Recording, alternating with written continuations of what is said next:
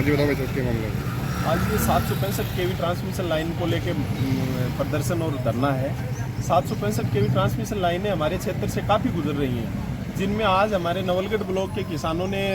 बैठक कर कल निर्णय लिया था कि हम कलेक्ट्रेट पे फिर से प्रदर्शन और धरना करेंगे, क्योंकि पहले भी कई बार कलेक्टर साहब को अवगत करवा दिया। आज हम ये चाहते हैं कि जब कंपनियां हमारे खेतों में से लाइनें ले जाना चाहती हैं, कंपनियां हमारे खेतों में टावर खड़ा करना चाहती हैं, तो हमारी 3 ही मांगे हैं मुख्य।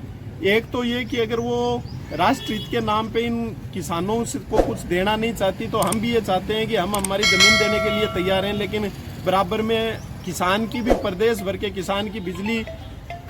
तब तक माफ़ की जाए जब तक ये लाइनें हमारे खेतों में हैं।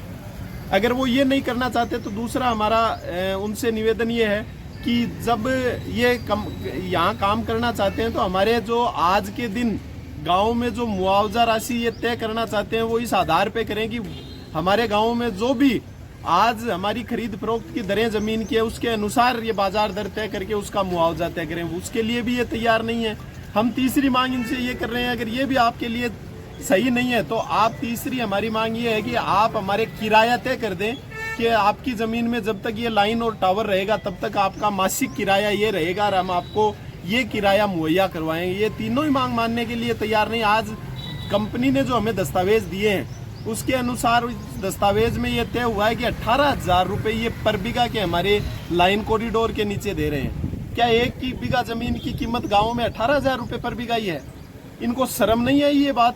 कागज पे उतारते हुए कि 18,000 रुपये प्रति बीघा हम किसान को देंगे? हम ना तो उस कॉरिडोर के नीचे कोई निर्माण कर सकते हैं, ना हम उस कॉरिडोर के नीचे कोई ट्यूबवेल खोद सकते हैं, हम कुछ नहीं कर सकते, केवल उसके नीचे एक फसल कर सकते हैं। वो भी हमें रोज बिजली के झटके सह के करनी पड़ेगी, क्योंकि देरवाड़ा सहित तमाम वो लाइनें जो पहले पड़ चुकी हैं, वहाँ जब किसान काम करता है तो उसके हाथ में जैसे चींटियाँ रेंगती है वैसे उसके हरकत होती है जब वो खेत में लाइन लगाता है, जब वो कोई फसल काटता है या वो उस खेत के अंदर खेजड़ी को छांगता है, तब ये स्थिति है। इसलिए आज हमारा ये धरना और प्रदर्शन है। हम इसके लिए एक ज्ञापन मुख्यमंत्री महोदय और संयुक्त सचिव सिद्धार्थ सियाग महोदय के नाम कलेक्टर के मार्फत भेजेंगे, और जब तक हमारी ये मांग नहीं मानी जाती तब तक हम ये चाहते हैं कि हमारे गाँवों में खेतों में फोर्स के बल पे कंपनियां पहुंचकर काम नहीं करें। ठीक, कपिलेश प्रशासन की मिली भगत से हमारी जमीनों में भारी नुकसान करने के बाद हमारी जमाबंदियों में अपने नाम भी दर्ज करवा रही हैं, और मुआवजे के नाम पर केवल हमें ऊंट के मुंह में जीरा जितना पैसा देकर हमारे हक को लूटा जा रहा है, जिसका ताजा उदाहरण गत वर्ष जिले में गुजरी गैस पाइपलाइन से प्रभावित किसानों की जमाबंदियों में पिपासर के देवगांव के और जो छोटवारे के गाँवों के जो किसाना खेता में किया पाइपलाइन गुजरी है, बाकी सबके जमाबंदी हम नोट लगे रहे। ए लोग कई मीटिंगा में कहें कि मैं नोट कौन लगाऊंगा, कहते लिख के देते ना कौन लगाओगे तुम